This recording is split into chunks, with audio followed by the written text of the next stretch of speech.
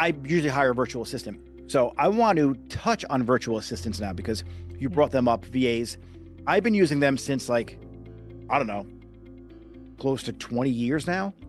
I've been working with people overseas, specifically the Philippines. I just like their culture better. But salon owners don't even know that they can hire someone for $3 to $4 an hour to manage their Google business page. And they're paying someone $600 a month to do their SEO for them. And what facet do you use virtual assistants in? And what tips can you share with people listening and watching on how to use a virtual assistant more efficiently?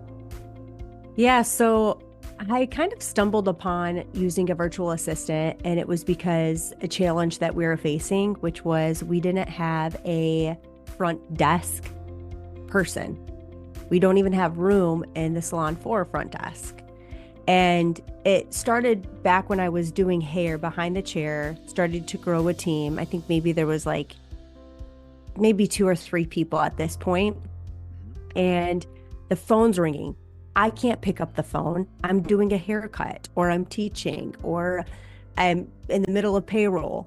There was always it was a distraction for me, yet the customers needed to be taken care of. And so I quickly was like, somebody's got to answer these phones and book these appointments for me because I don't have time right now. And so when I quickly realized I can't wear all the hats right now, that's when I got a virtual assistant to pick up the phones and help us facilitate appointments.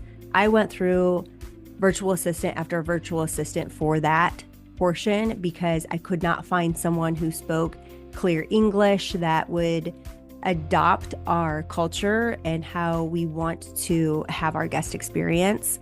But I have been working with a really great virtual assistant company for the past 1.5 years now. What company?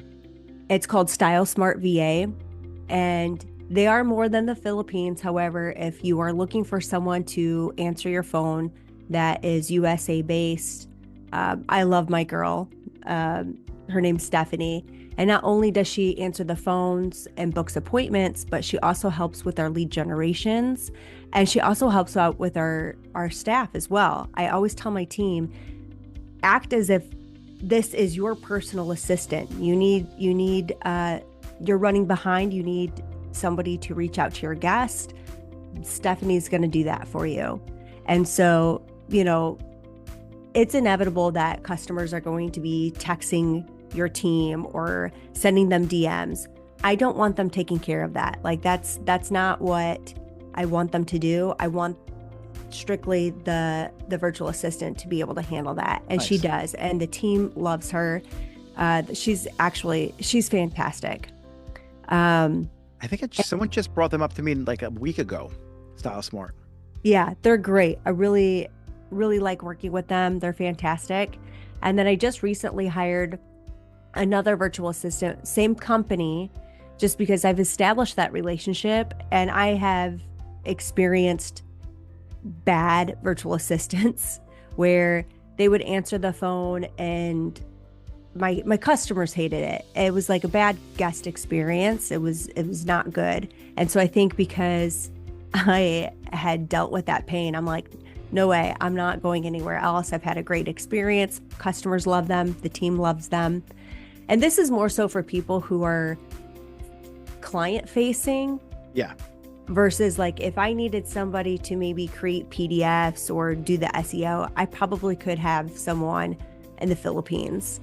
And they are, yes, very affordable. It's a challenge though, finding the right people. Like once I found Marfi, my girl, like she's on full salary. She gets paid every week, no matter what she does for me. Yeah. And she's available. She helps. I now have her. She has 3 VAs that I hired for her. And so Oh, wow. when I find a good virtual assistant, like I help get them support. So then I can give them more work and they can delegate. They know my language. I just deal with her. She deals with them.